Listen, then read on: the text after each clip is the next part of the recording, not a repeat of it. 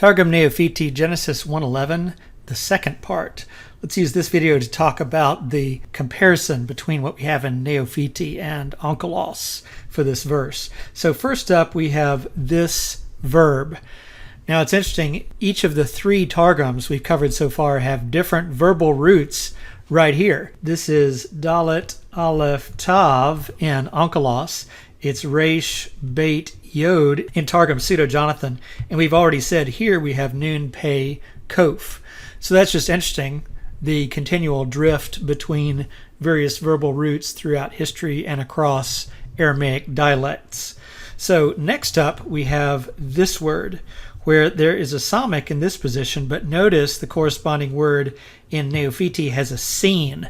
In fact, that's a giveaway that it's a scene, the fact that in Onkelos it was a samic. So same sound, different letter to render it. So this is one of the grass words, where this was the combined expression for grass in Onkelos. And then lastly, we have this word, where it was an itpael, participle masculine singular in Onkelos, be sown, where the reflexive stem was being used for the passive, whereas the equivalent over here in Neophiti is this aphel.